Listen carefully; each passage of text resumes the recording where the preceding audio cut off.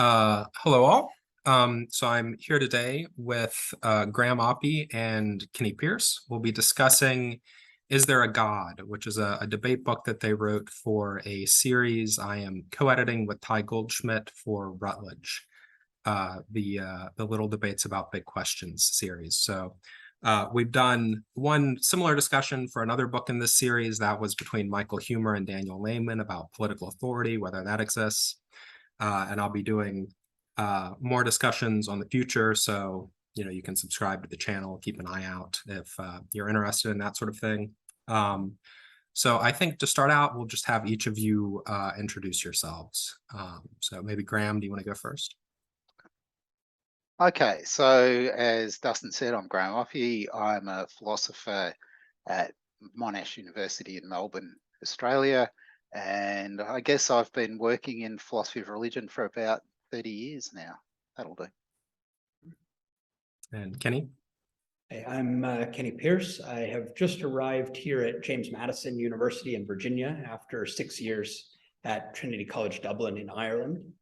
I work fairly extensively in the history of modern philosophy, the 17th and 18th centuries, but I've also been writing about philosophy of religion and the existence of God and divine omnipotence.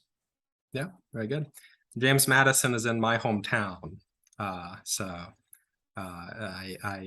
saw Kenny just a few weeks ago when I was visiting my folks back in Virginia. So I think the way we'll do it is we'll give each of you a chance to sort of, lay out maybe 10 minutes or something, lay out a summary of your argument from the book, and then we'll just move into open discussion. I think it might make sense, given the structure of the argument, it might make sense for Graham to go first. Yeah,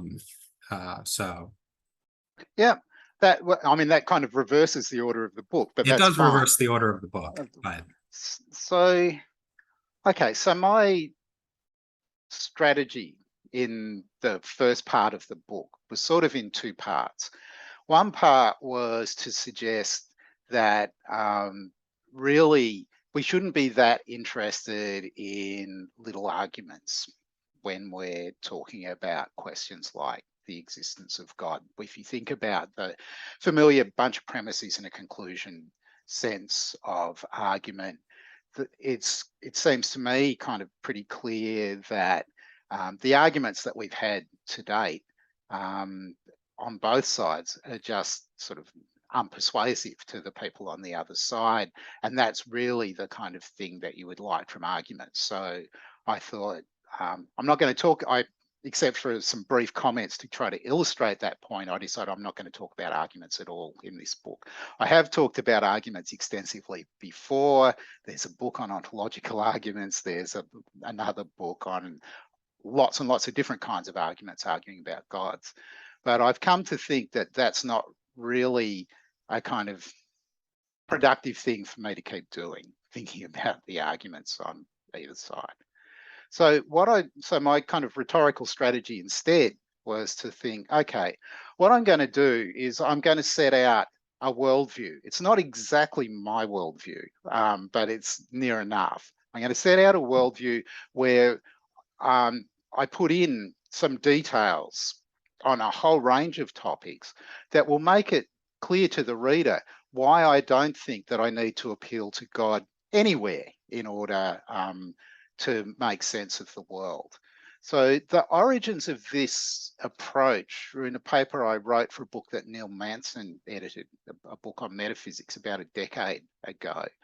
And it occurred to me when he asked me to write this thing about God, that I could make an argument that sort of no matter what view you took about the shape of causal reality, you could argue that naturalists and theists were equally well placed in order to explain it. So if there was an infinite regress, both sides could say that. If there was an initial state, they could both say that. They disagree about what the initial state of reality in total causal reality was. Theists would think it was God and something about the way that God was set up, whereas the naturalists would think it was something about the initial state of the universe and the way the universe was set up.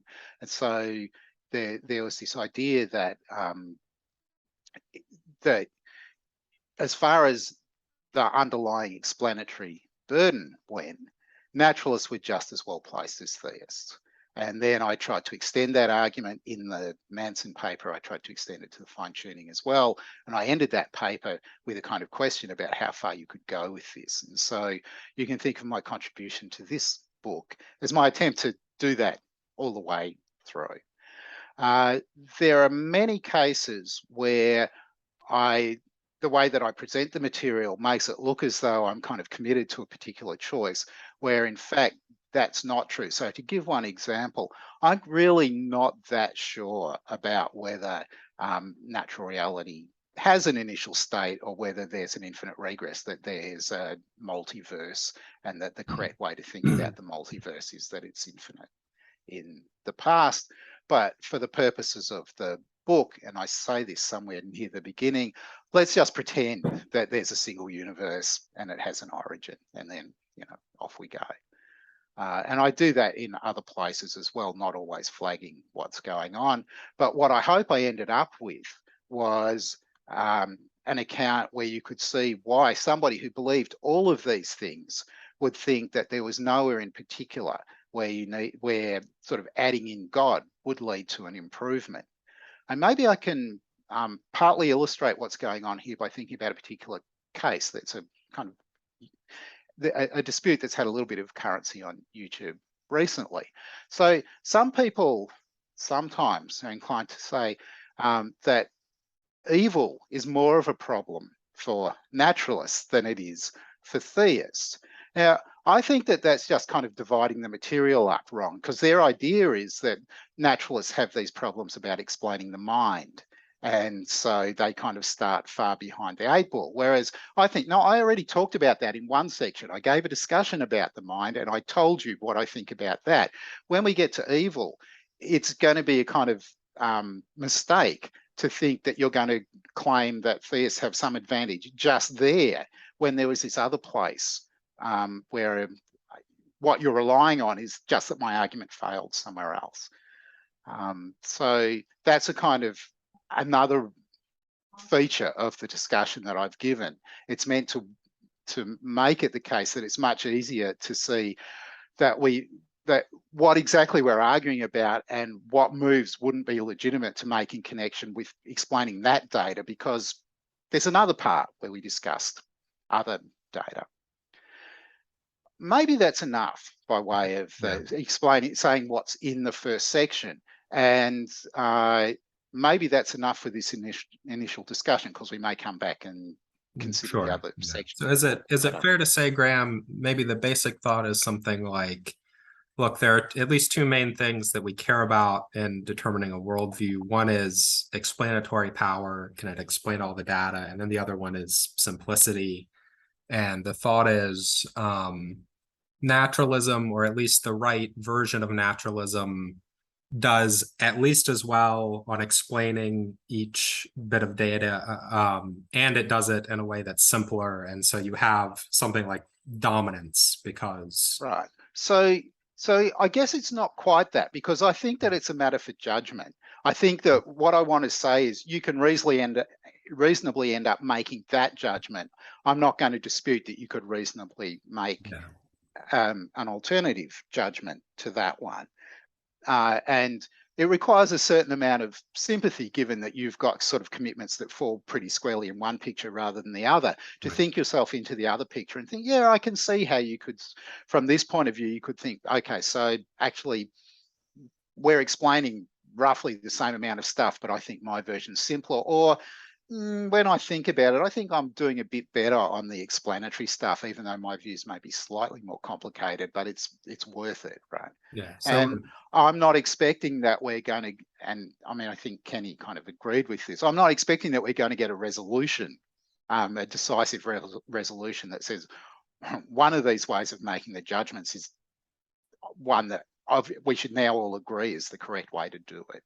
Right. So what I said is maybe how things look from your point of view, but you grant that reasonable people can make different judgments about.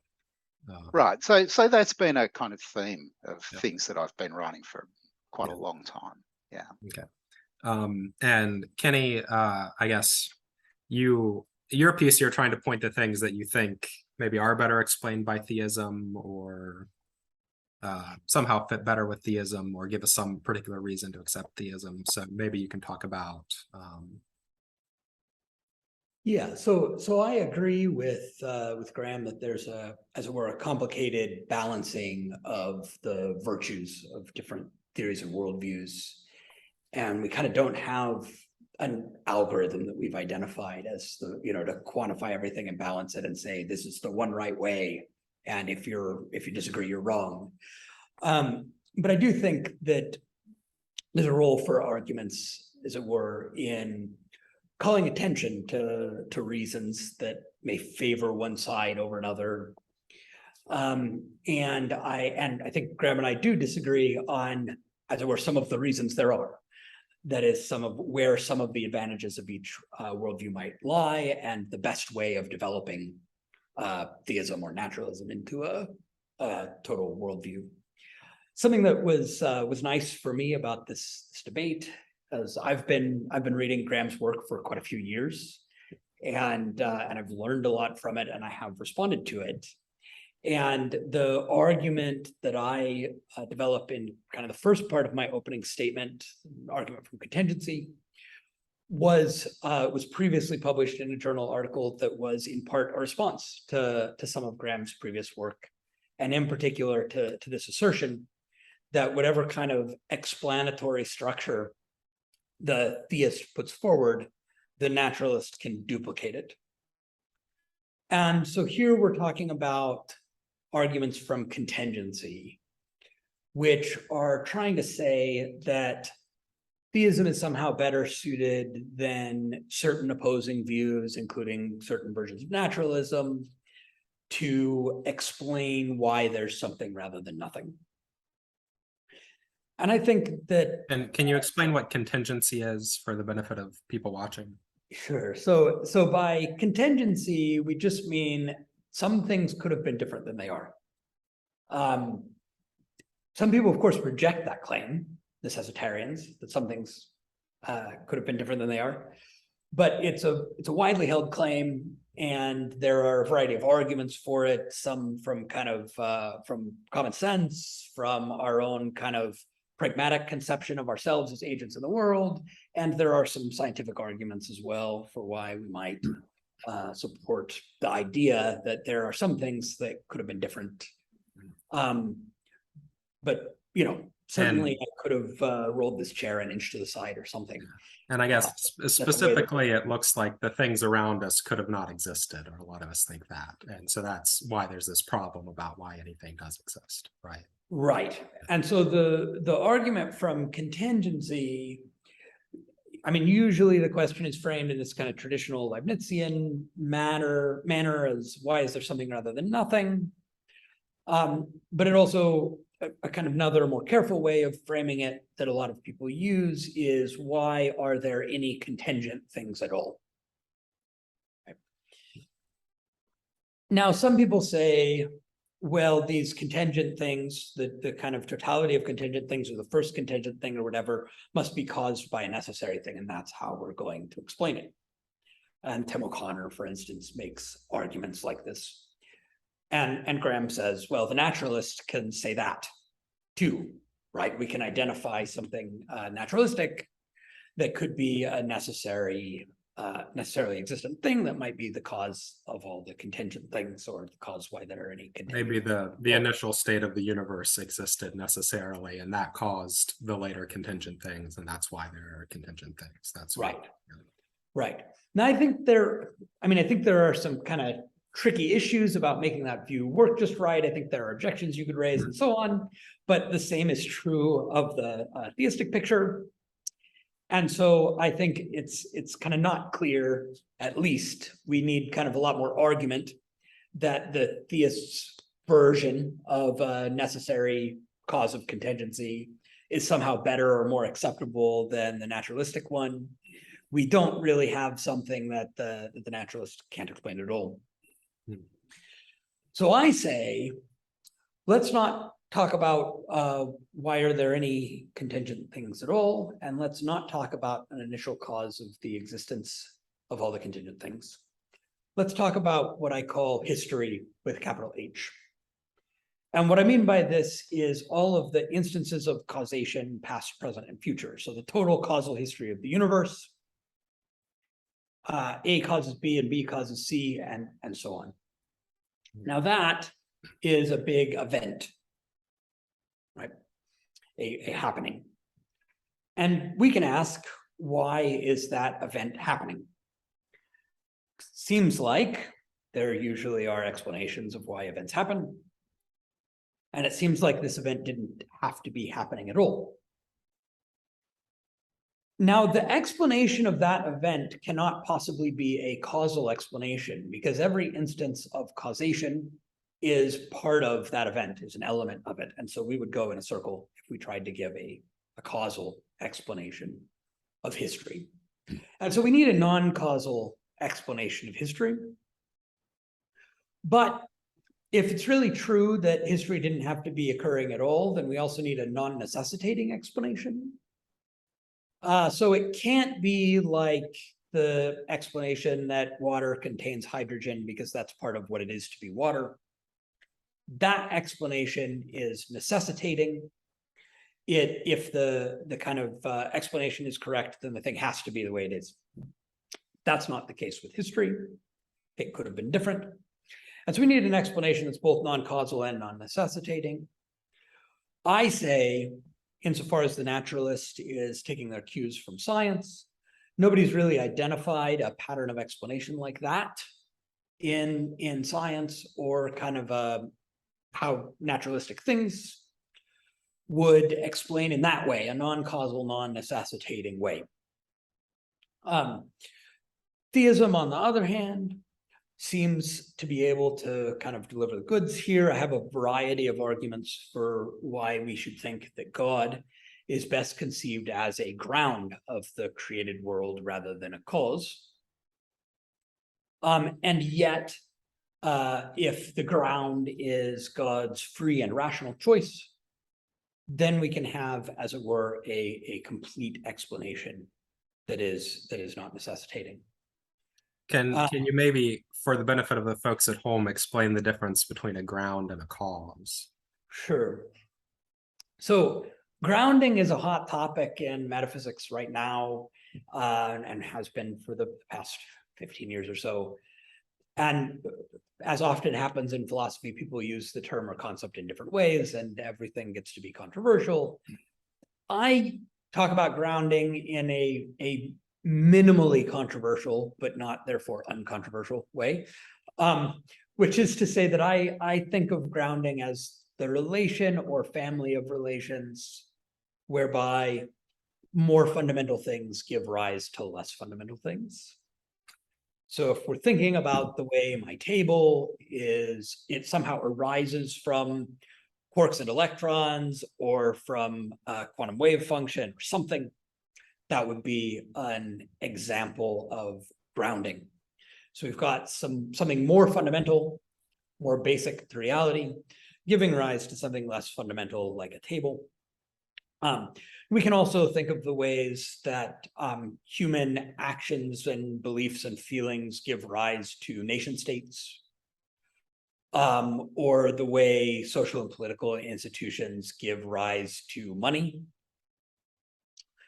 These sorts of things would be examples of grounding.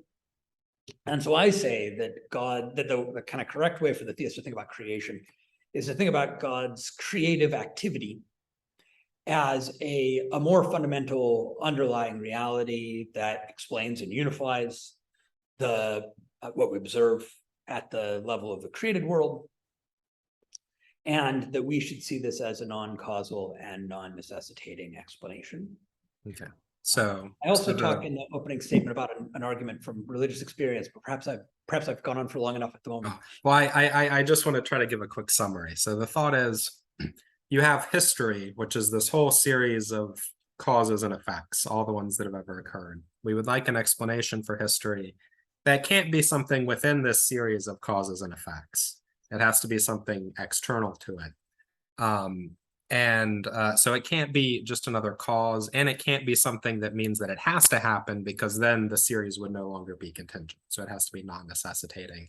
You're wanting to say, we don't have any good natural candidates for what this sort of explanation could be, but God's activity could ground rather than cause this series, and because it's God's free choice, it doesn't have to happen. And so theism can provide this non-causal, non-necessitating explanation of history. Yeah, and so let me just kind of emphasize the limitations of the limitations of what I take this argument to establish. That is, like I said before, I think there is this, there is this kind of complex balancing, right? What I think the argument shows is that there's something history that can't have the right kind of explanation within the constraints of naturalism, where we're only appealing to kind of sciencey stuff, and that a sort of broadly classical theism is one kind of worldview that provides an explanation for it. So it doesn't. So this isn't. This is a comparative claim, right? About one version of theism as compared to naturalism. So it doesn't tell us anything about kind of all the other non-naturalistic views that aren't theistic at all, or about all the other versions of theism there might be, but it says that kind of one version of theism has one advantage over naturalism. Okay. So why don't we go ahead and discuss this point, and then maybe later on we can come back to the religious experience argument, because there are a number of things on the table right now. And so maybe Graham, I'm sure you have. So I guess what I'm inclined to push back on is the idea that the naturalist doesn't have available an explanation here that from the naturalist point of view is going to look better, right? So I agree with you that the naturalist is not going to say there's a ground, right? Because that would be something non-natural. That would be something beyond the universe. But it seems to me that what the naturalist is going to say, given we're assuming that there's an initial state and the initial state is necessary, is that there's also necessary evolution of state, which is always indeterministic, right? So if you've got a kind of an evolution that's necessary but non-deterministic, you've got to have something, but what's in it is completely up for grabs. So you get a contingent history out of it, and you didn't need to appeal to anything else or anything that looks kind of suspicious from the standpoint of naturalism, thinking of naturalism as trying to tag itself to science. Right? It looks like you've actually got something extra there that the naturalist is going to say, I don't need. So you can get a non-necessitating cause, at least, by saying that it indeterministically causes.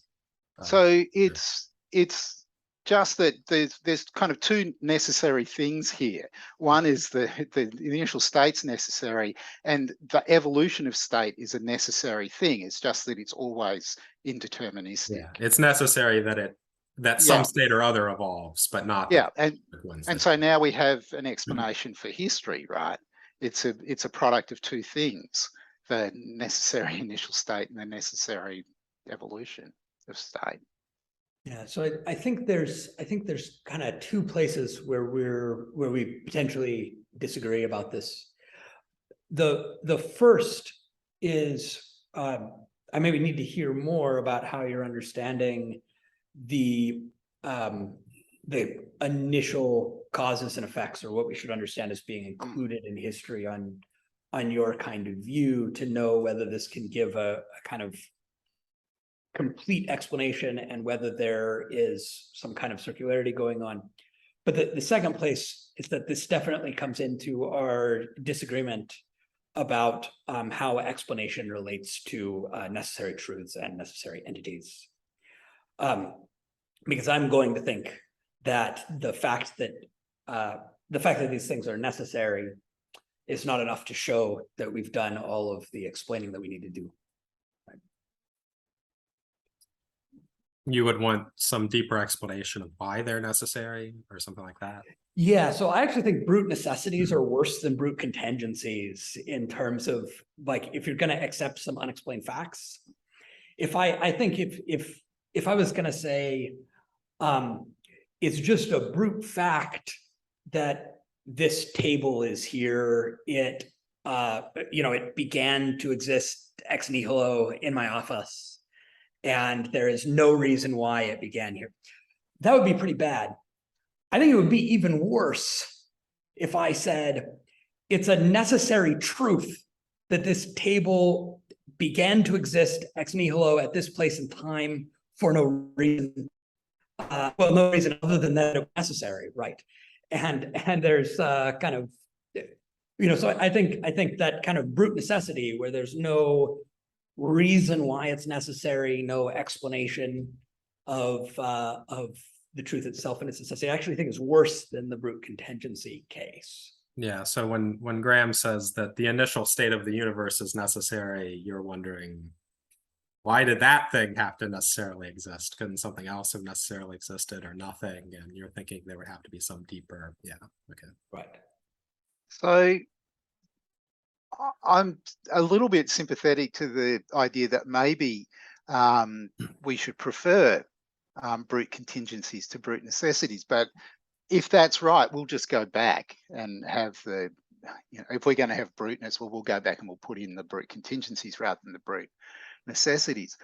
On balance, as I've said in various places where I've discussed this, I'm inclined to think that for cases like the beginning of the universe, it's better to go with brute necessity than brute contingency.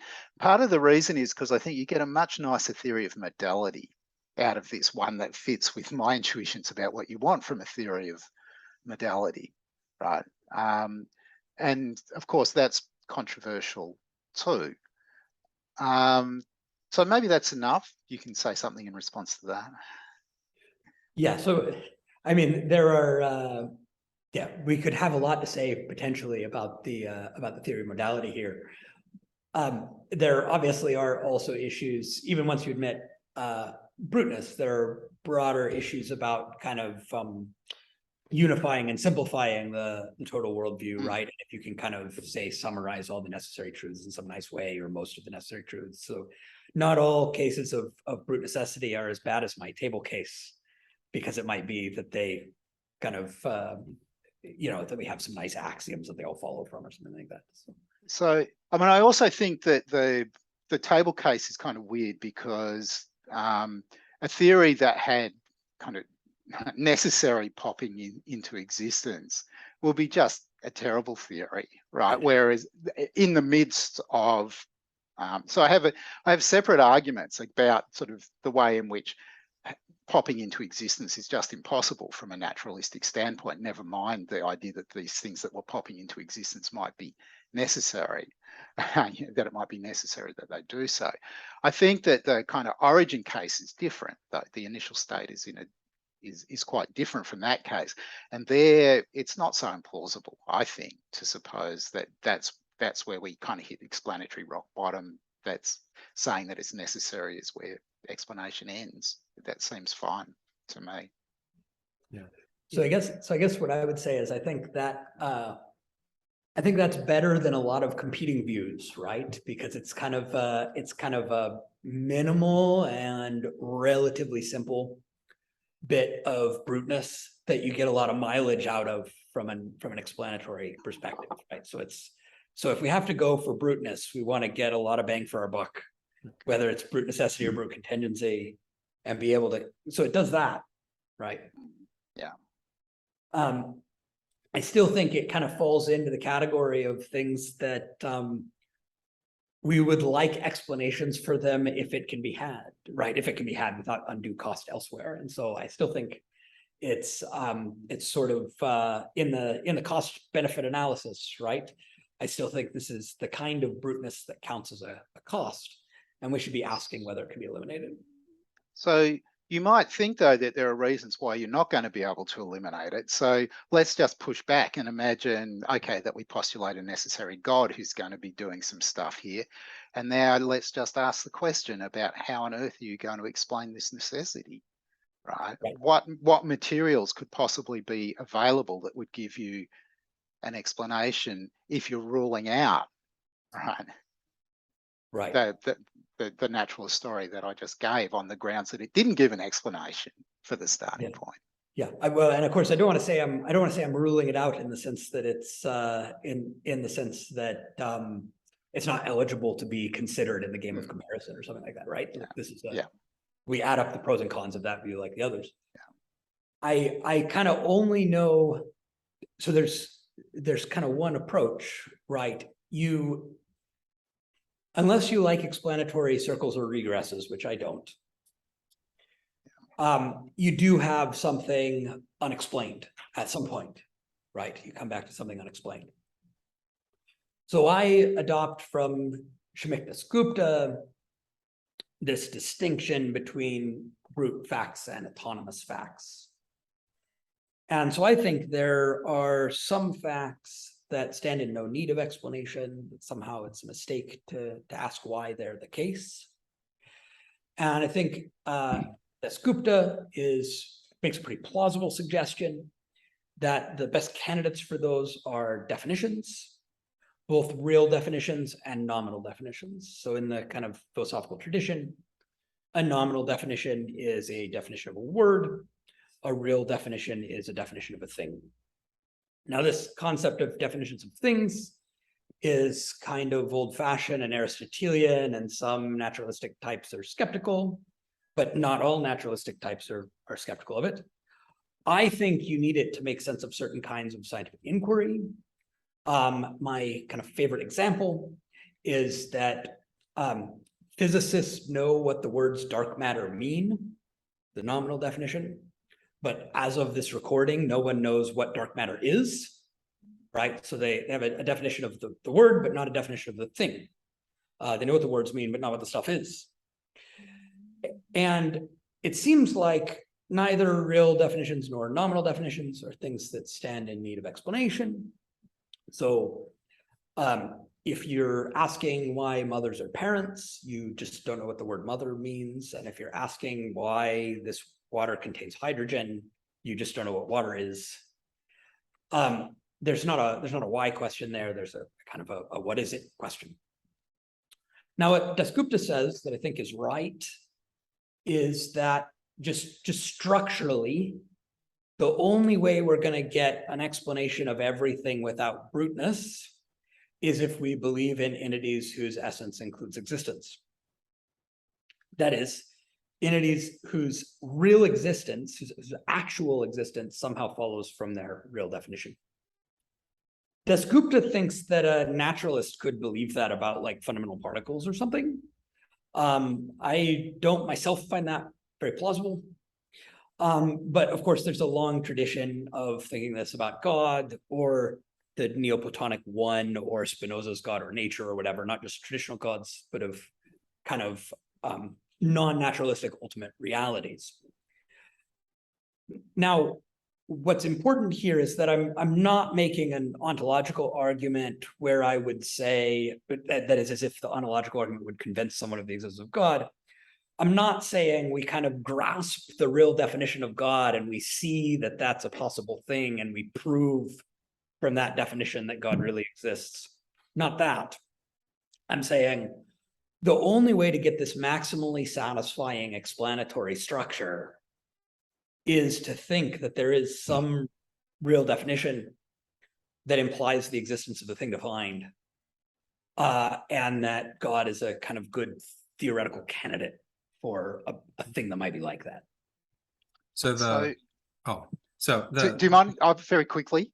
So I think, though, that if you're a naturalist and you buy everything that you said about real definition, you'll just think that the initial state of the universe is a perfectly good candidate to be the thing whose essence includes its existence, right? That's right. And then it's not clear where we're going to go next in this discussion. So I think the next step is to start proposing candidate definitions, and candidate definitions that are simple and unified. And I think there are multiple good candidates. No theist should have a strong opinion about which one's right, but I think there are multiple good candidates for kind of real definitions of godlike beings or non-naturalistic ultimate realities from which actual existence would fall out in a non-ad hoc sort of way. And I kind of don't know of equivalent ways of which, I mean, the initial singularity, quote unquote, isn't really even an entity, right, strictly speaking. And so I'm not quite sure, you know, what is going to be the thing in the naturalist theory and what candidates we have for what that real definition could be that would satisfy naturalistic constraints. Right. So, I mean, on the thing about the kind of multiple definitions, there's John Funfick's recent book where he canvasses a bunch of different kind of sort of real definitions for gods. I mean, it's kind of interesting in that book that he rules out some things that I assume he wouldn't want to rule out. For example, he just thinks that kind of the Thomistic idea of pure act is just a non-starter, which is kind of interesting. But anyway, that's sort of by the by. There's a kind of difficulty here for the naturalist of a certain kind, that we kind of know what the universe looks like this side of expansion, and we don't know what it looks like on the other side. This kind of cuts both ways, though, because it leaves it open that this kind of unknown thing will be the kind of thing that we're quite happy to say includes in its essence existence, right? And it's pretty hard for you to argue that that just can't be when we don't, if you're saying we don't know what it is, if you accept, as I do, that we don't really know what it is. That seems right. That seems right. That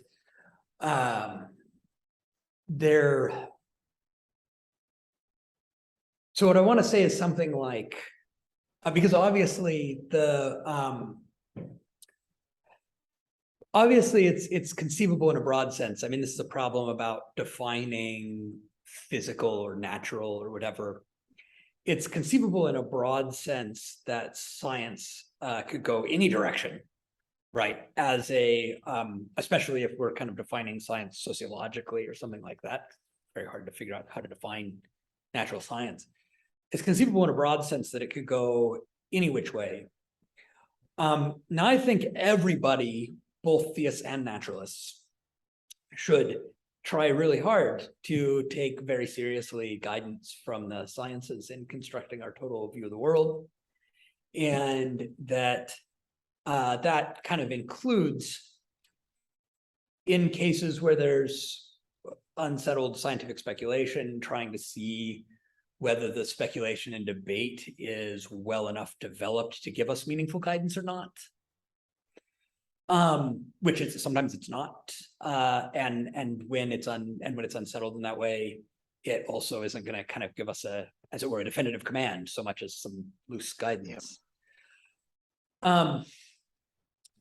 In this kind of area, and then I guess I would say that, you know, the difference between the theist and the naturalist, I suppose, is that the naturalist is then going to try to avoid going beyond what can be justified in light of that scientific guidance, and the non-naturalist is going to be happy positing some other stuff or positing something more fundamental than the natural stuff. And so I guess what I want to say about this case is that insofar as we're trying to take guidance from science on it, yes, this is an area where there's very little guidance to be had, the kind of ultimate origin thing. There is a good deal of speculation out there, some of which is developed in a great deal of mathematical rigor by very serious physicists. I don't know of anything kind of in that category that fits the bill here. I'd be really interested to learn about something that does. So I guess what I want to say is something like, it looks to me like the theistic tradition has a number of pretty well-developed candidates for what a real definition that would do the trick might look like. And there isn't anything like that within naturalism. And that seems like an advantage, other things being equal, for the theist. So I guess one thing then is to go and look at the theistic things and see whether what you're saying is really true. So, I mean, just to give it one example, there are sort of people who think that we should think about God as a perfect being.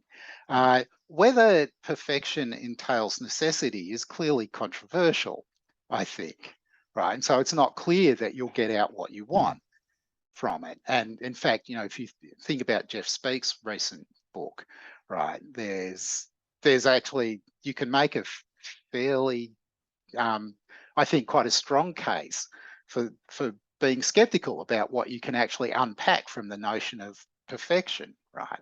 So that's just to think about one of the models, and that maybe that's not the model you like, but there's still going to be plenty of work to do, right? That's right. And just saying the models are well developed really isn't quite enough. Sure. So I guess what I want to say is there's a great many centuries of like detailed work actually done on this.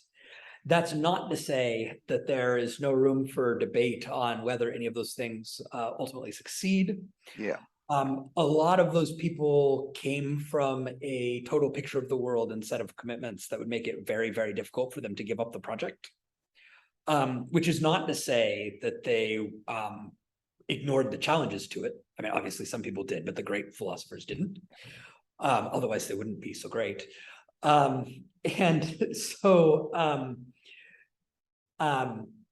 Yeah, but in terms of how we're understanding it today, my assessment that you know, several of these are plausible candidates, is which note is all, I'm not kind of trying to say definitively this one works and also is right, but several of them are plausible candidates, is a disputable assessment, and I certainly wouldn't want to rely solely on the historical tradition without looking in some detail at some of the definitions. So I do think perfect being, or being with all perfections, is one of the ones that I would call a plausible candidate, but as plausible doesn't mean indisputable.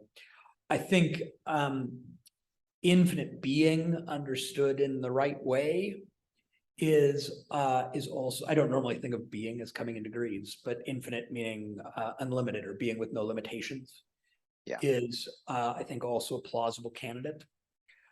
I'm not so sure about pure act. I don't accept enough Aristotelian metaphysics to accept pure act in the same way Aquinas intends it.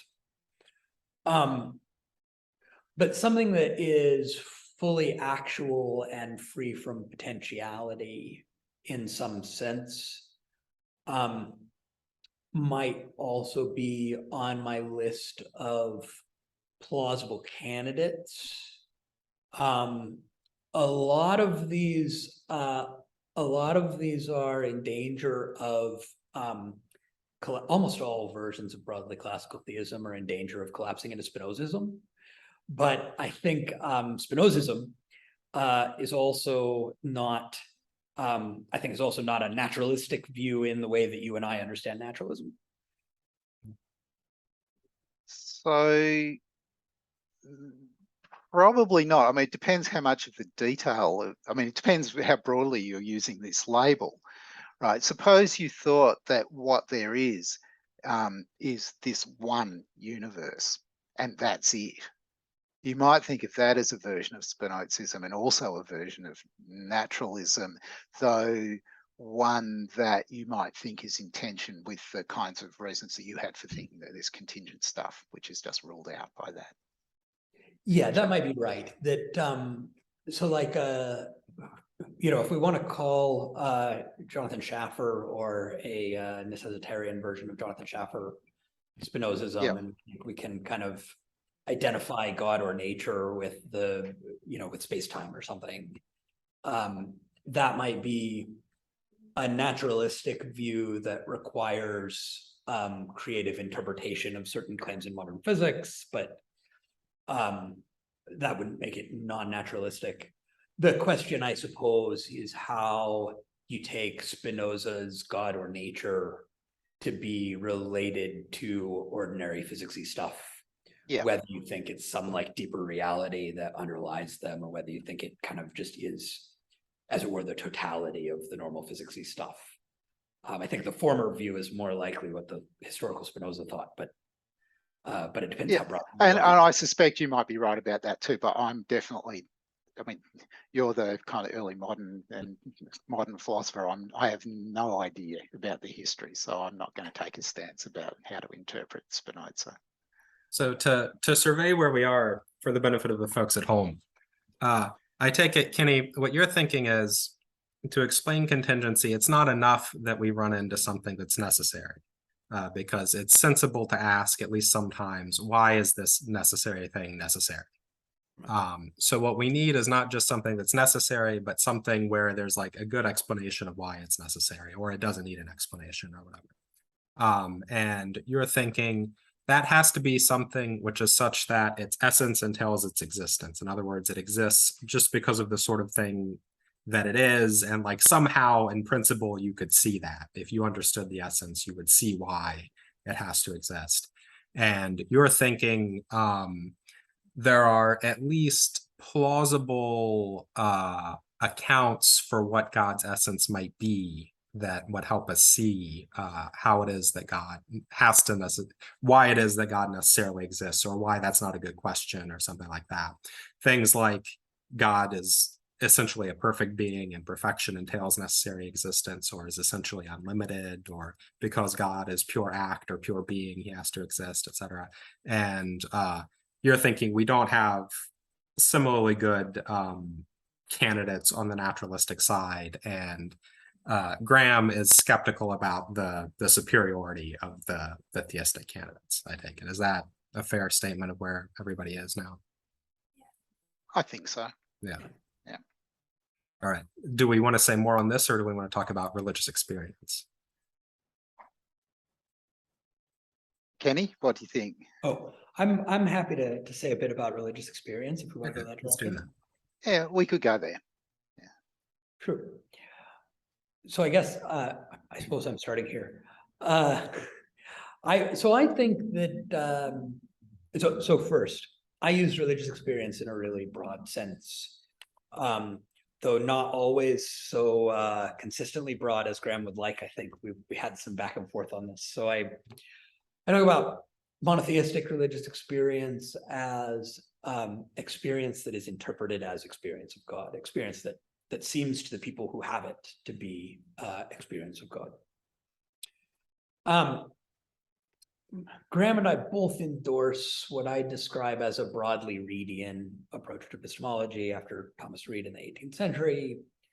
The general idea here is just that we kind of start out with a default attitude of trust in our faculties and our parents and teachers and prior beliefs. And we go looking for reasons to revise or downgrade that trust, right? So you can't start from nowhere like Descartes tried to do. You start from where you are. Then you expose your beliefs and your belief-forming practices and your attitudes of trust to critical scrutiny. That's the kind of broadly Reedian picture. Now that picture, that kind of attitude of trust in ourselves and our own abilities or powers for getting at the truth, as Linda Zagzebski argues at some length in her book, Epistemic Authority, a kind of consistent attitude of trust in self is going to involve also trust in others and in their faculties and abilities to get at the truth. And so we've got to also have a default attitude of trust in other human beings. And it turns out that there is this, as a really widespread practice of taking certain sorts of experiences, both ordinary and extraordinary, to be experiences of God, or a godlike being, or some supernatural reality. And I take it that this kind of, that it makes sense to have the default attitude of trust in that as well. And I maintain that kind of trusting those faculties provides a more consistent set of attitudes about the reliability of the human mind for getting at the truth, that has kind of less special exceptions than naturalistic views that I maintain are committed to taking all of those experiences to be illusory at best and hallucinatory at worst.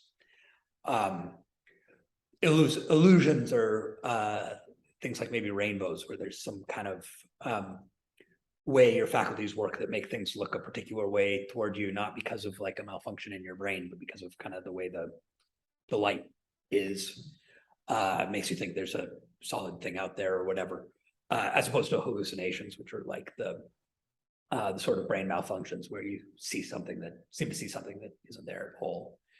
And so I take it the naturalist has to think of these religious experiences as belonging to one of those two categories, and that it would be better, other things being equal, if we didn't have to say that about them, if we could take them to be kind of veridical in at least some good cases. Okay, so I guess the thing I want to ask about is exactly what counts as an experience of God. So, yeah, I used to go when I was young. My parents are Methodists. I did Sunday school. I used to go to church. We used to sing in church. Was our singing, if we took that to be, singing hymns, if we took that to be somehow or other a God-given experience, is that the kind of thing that you've got in mind when you're talking about religious experience? Because it seems that there's a very different kind of interpretation that you can put on that from a naturalistic perspective, which doesn't seem particularly expensive, right? So and just to add one other thing before you answer, I've read various autobiographical sketches by analytic philosophers who bemoan the fact that they've never had a religious experience, even though they're theists, right? So on the one hand, you could have quite a broad conception of religious experience, on which it seems quite common, but also not very hard to take the view that naturalists shouldn't take this as evidence. Or you might mean something quite narrow, and then the question is, well, really, how many people have these experiences, right? Sure. So really, what I want is just a bit more about what the religious experiences are, what's going to count as a religious experience. Right. So we might analogize this to arguments for evil. So evil in philosophy of religion is usually understood as an extraordinarily broad category, right? But not all of those evils are equally difficult for the theist. Some of them are kind of pretty easy to dismiss, and others really are not. I always use toe stubbing as an example of a minor evil, but I actually have a broken toe right now. And it's worse than you thought. It's worse than I thought, but not causing me to revise my theism.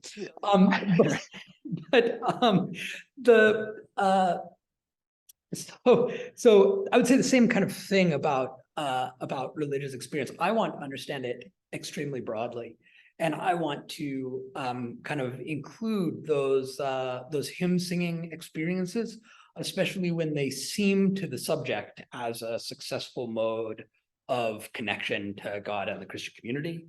I want to say, yeah, that's religious experience, but I don't want to say that all religious experiences are of equal value when it comes to what we're trying to explain here. And this is, I guess, important to me for two reasons.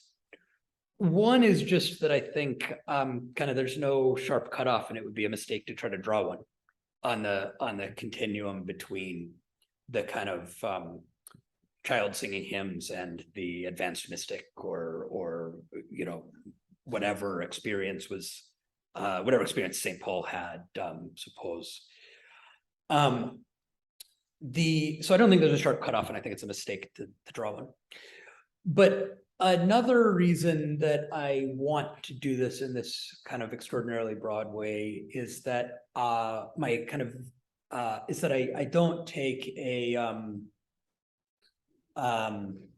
I don't think you always have to average in cases of pure disagreement, especially when it comes to disagreement in perception, right? So I think, suppose you have equal numbers of equally well-situated spectators who observed an event and describe it oppositely, right? I think you're justified in believe what you saw in that case, not as confidently as you would be if everyone who saw it described it the same, but still taking a side and not being neutral. And so I think it's epistemically important for religious believers and religious practitioners to understand their own to take their own experiences, their own mundane experiences as religious experiences. I think those other analytic philosophers, I think, are making a mistake in saying they've never had religious experience. They should be saying, I've never had extraordinary religious experience or something like that. Because I think there is some, I think the first personal aspect matters to the justification for the person who actually has the experience. Okay, so this now is, maybe there's going to be a tension that comes up now between what you want to say about radiant trust in others and what you're now saying about the importance of sort of trusting your own response to things. So, you know, when I go up to the country, I stay on a farm up in the country, and I get up in the middle of the night and wander outside, and you're far enough away from the city and you see the stars. It's just awesome. But I have no inclination to take that as, you know, being evidence for the existence of God. I mean, other people, you might think of that as a religious experience, but I certainly don't. And I'm not sure why there would be reason for me to prefer your interpretation to my own now. It doesn't seem like the kind of radianism is driving in the direction that you thought that in the book that it was driving. Sure. So there's two angles here. There's two angles here. One is the interpersonal trust angle. And from the interpersonal trust angle, I think we need to take a general attitude of trust in others, but we always have to kind of take a stronger attitude of trust in oneself over others. Now, I think there's an important question here about absence of religious experience versus some kind of atheistic experience, right? So if someone has an experience that seems to be an experience of the absence of God, which perhaps some sufferers of extreme evils actually do, well, indeed, not perhaps, but indeed, yeah. Some sufferers of extreme evil do have an experience of the absence of God. And, you know, some people just have an experience of God being withdrawn from their own lives, but others have an experience of, as it were, the absence of God from the universe in terms of their own experience and their self-understanding. So that I would take to be kind of testimony that gets weight, to that is kind of genuine evidence against the existence of God. And weighing testimony isn't always a matter of majority vote. It's a very complicated matter. And this is another place where I'm going to say, you know, there's no definite answer to how we weigh everything. And I also think interpersonal trust can depend on relationships. And so this kind of interpersonal trust angle is going to be extremely individual. So that's the first angle. The second angle is about who has a simpler, more coherent account of the circumstances in which human faculties are and aren't reliable to varying degrees. And so I think and there I kind of say the hyperactive agency detection story that you get in cognitive science of religion is a pretty nice story. I don't think the naturalist is really badly off here. I think that's a pretty nice story. But I do think that a lot of the justifications for that story depend on assuming in advance that these experiences are inaccurate and trying to explain why. So it also doesn't provide much argument against the theist. And I also think that that does tend to kind of start from maybe a stronger attitude of distrust in those faculties or those kinds of experiences than the starting attitude that's taken to other experiences. And so I think there's a kind of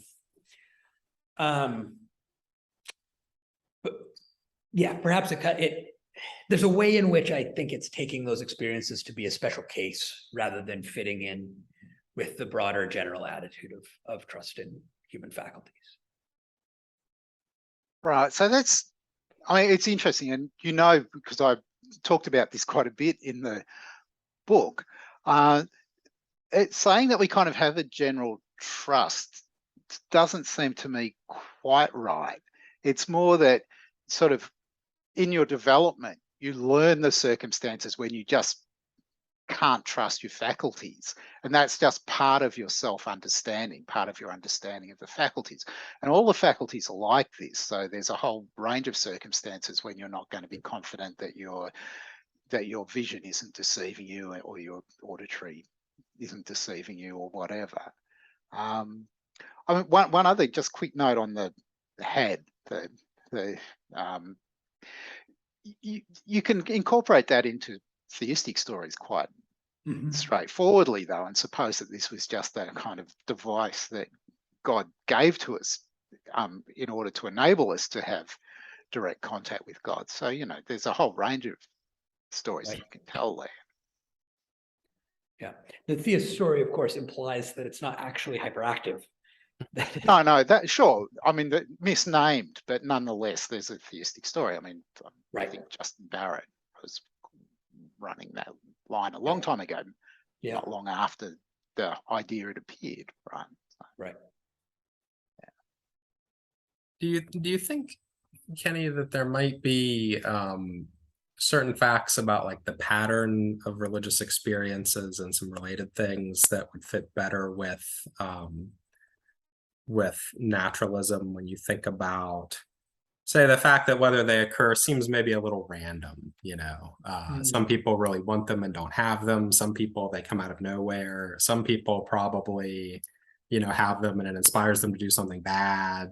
And then, people usually don't get like new information from them, really. They interpret them in light of existing, often incompatible frameworks. And you might think if you kind of add up all these things, maybe that is sort of what you would expect if this is some natural faculty misfiring or something like that, and not so much what you would expect if this is some faculty God has placed here to let us relate to him. And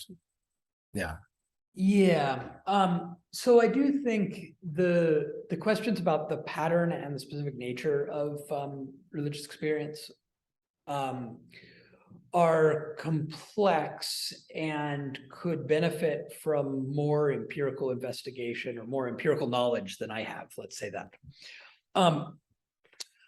I think people overestimate the extent to which religious experience is typically spontaneous.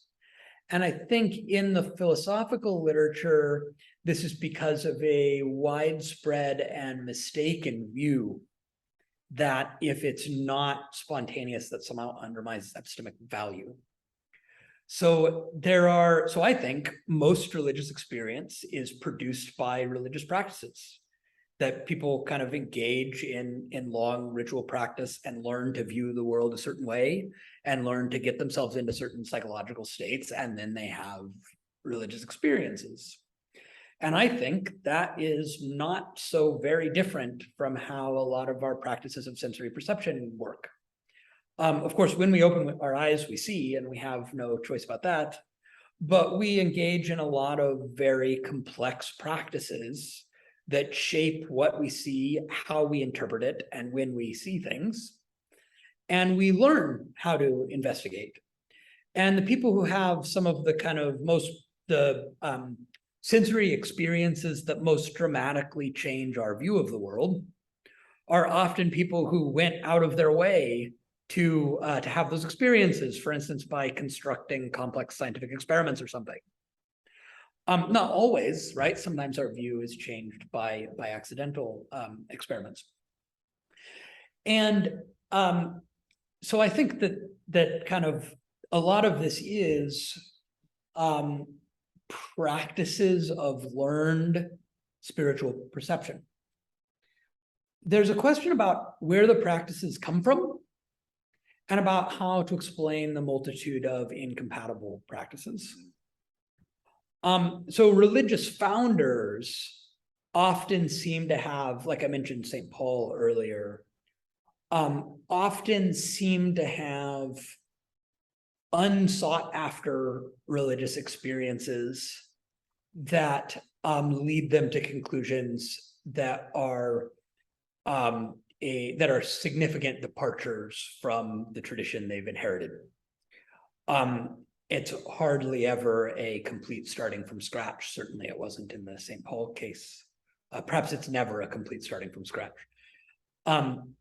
But people like St. Paul or like Muhammad report religious experiences that they kind of weren't looking for and weren't engaged in practices aiming at, that dramatically changed their view of the world. And then we have kind of practices developing up that are in some ways built on the interpretation that was given to those extraordinary experiences. So, I mean, I think this is a lot like how we go about investigating the world in general. Somebody sees something strange, we try to figure out what sorts of practices would make sense for relating to that strange thing and for understanding it, and so on. The community has further interaction with the strange thing, and then kind of a whole story builds up around it that can be either right or wrong. I do think the amount of disagreement between multiple long-running, well-developed, carefully thought out traditions of practice and investigation and interpretation is a real difference from religious experience versus ordinary sensory experience and the science that's grown up around that. But I think this is a difference of degree rather than kind. And so we shouldn't kind of see this as radically undermining the sort of whole project of knowing a supernatural reality by spiritual experience. But we do need to think about kind of in practice, how do we take that data into account and how should it shape our degree of confidence in our own tradition and our further investigations and that sort of thing. Okay, so one quick comment about that. I mean, you mentioned St. Paul and you mentioned Muhammad. You didn't mention Joseph Smith, let alone people who are much less successful in launching a religion, but whose circumstances were just the same as Smith's, right? I mean, there's quite a lot of study of the sort of cult formation, new religion formation. Mm-hmm. And it's happening all the time. Every week, there's a new person who's had visions and doing what Smith did, except that almost certainly they won't succeed in launching a religion, right? And so that's kind of interesting thing that you have to take into account as well. I mean, the extent. I mean, there are kind of interesting questions about why Smith was successful when some of his contemporaries who look a hell of a lot like him weren't. Yeah, of course. There's so you know, the main thing that I want to say is well, you know, a group of people listened to that person and tried to kind of engage in various practices and make sense of their experience in light of the purported revelation or what that person was saying. And sometimes it seemed to them to work, and sometimes it didn't, and to followers and so on. Now, I don't want to underplay the extent to which kind of sociological and political and historical factors are also in play there. But famously, that's true with the success or failure of scientific theories at various times. Yeah. That there are a lot of Yeah. sociological factors there as well. And so I'm going to keep saying it's a difference of degree and not a fundamental difference of kind. But I don't want to ignore the difference of degree. And I think that's a reason why we should especially be much less confident in specific detailed theological claims than in our best scientific theories. We should be way more confident in those than in any kind of detailed theological claims. Yeah. I wonder, so I'm sort of thinking out loud here, but I wonder if part of what might seem a little weird when I was talking about apparent randomness and this sort of thing a minute ago. And this might also be a disanalogy from scientific theories and from many ordinary cases of perceptual experience and stuff, is that in scientific theories, normally we're not studying like agents. We're not talking about some entity that's trying to communicate with us. And so it sort of makes sense if it winds up being very difficult and people can't quite figure out what's happening because well, it's not like electrons want us to figure out what the deal with electrons is or anything like that. When you're thinking about an agent, normally when we're talking about interactions with like other people, it's not quite like this. There aren't a bunch of different people who, I talked to him and got different answers, and I tried to talk to him and he just wouldn't respond to me, and he made some very cryptic remark and now I have to interpret based on other things I know about him what you might think that suggests maybe the cause is more like the non-intentional things that are causing our experiences when we observe rocks or whatever, as opposed to some intentional agent who's attempting to cause us to have these experiences as a way of relating to us. Or yeah, I mean, I think there's a real puzzle there. I think it's I guess closely related to problems of hiddenness, right? I think sometimes when people think about this puzzle, especially if they've been kind of influenced by Protestantism, which is my my own tradition, but sometimes even sometimes we Protestants turn into caricatures of ourselves. People especially influenced by Protestantism tend to have an excessive focus on true beliefs and on very specific true beliefs about God, as if that's like the whole thing that God is up to and all that God cares about in giving these religious experiences. And I certainly don't think that's a view we should assume. And I guess I think the problem you've just mentioned is worst for that view. Which is not to say it's not a problem for other views, but I think we can pretty much probably rule that view out. That is whatever's going on with religious experience and revelation, it's not God adopting the best strategy for making humans have the same true theological beliefs. That's definitely not happening. So I mean, what is happening? I think the kind of rational approach here is to try to kind of look at the different well-developed traditions of religious experience and religious understanding, giving some degree of privilege to your own experience, but not an absolute privilege over all others, and taking account of the reports of experience given by others, and just trying to think about whether these particular total pictures make good sense of what's reported. And I think that if you're thinking it's not all about true beliefs, then you have to also think about the role that those experiences and practices and the beliefs based on them are playing in the life of the individual and the community, and whether the whole thing is working. Whether it has worked over kind of the broad sweep of history. So maybe this is a good point to bring up the rainbow serpent again. So Australian Indigenous, so there are many Australian Indigenous nations, but belief in the rainbow serpent was very common across the nations, and seems to have persisted for a very long time, like maybe a period of 30,000 years. So it's got a great track record compared to most religions. It seems to me, when I look at that and I look at the practices associated with it, it just looks really different from, say, any of the versions of Christianity or any of the versions of Hinduism or any of the versions of Buddhism. And so it seems, I just can't see a plausible unifying story for the variety of the experiences here from the standpoint of a single religion. That's why I think that the naturalist has a kind of easier time of dealing with this data. And your view, no, I shouldn't put words into your mouth. I should let you say how you respond to this.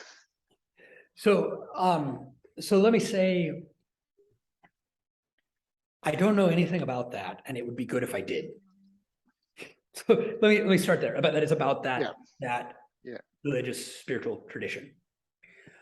I do know that there is kind of ongoing debate about how common beliefs in a high God, let's say, are, and how independently they may have arisen in how many places. Yeah. It's very hard to say, for instance, which beliefs that occur in traditional African cultures were and were not influenced by Christianity and Islam.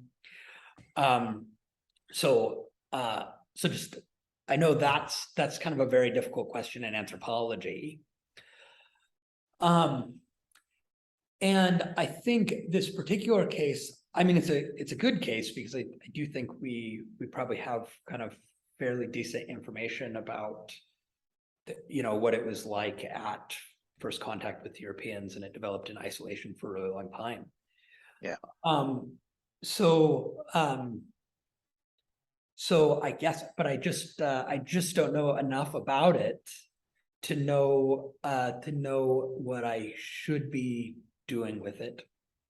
And the question is whether we can see it as kind of experiences of God that people are trying to make sense of somehow, and that and what we can say about, like, what does it mean that all their experiences seemed to make sense to them in light of this framework, right? Or do I actually have to say this about that case, the same thing that a naturalist says, that that kind of the human faculties somehow went off the rails and led in a totally wrong direction and weren't. Well, maybe not off the rails. That seems to be going too far, right? But especially once, as you do, you acknowledge the importance of testimony, right?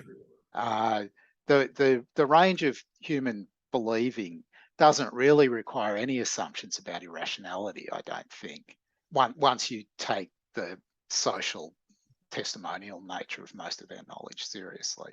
Yeah, when I said off the rails, I didn't mean that meant that they were all irrational or unjustified in Plantinga's sense, right? Yeah. That is, it's consistent. Right, just not tracking the truth. Right, that is, they might be using their kind of the sort of reasoning and belief forming that happens at the level of consciousness might all be done in a totally unobjectionable way, and they might end up at that conclusion.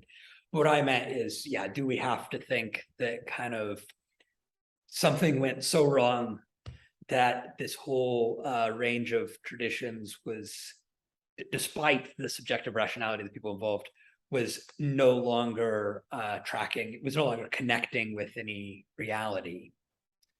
Do I have to say that? So you might think that you've just got to say that about philosophers, right?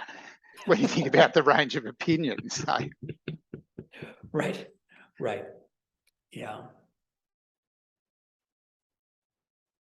Well, that's kind of a dour note to wind things down on, but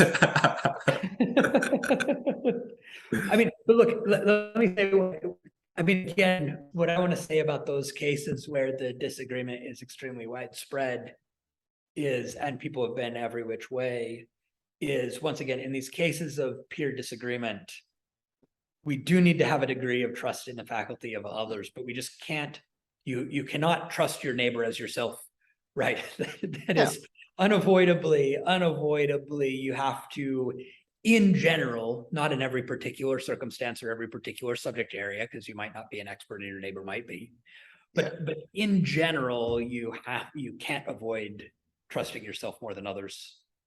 Right.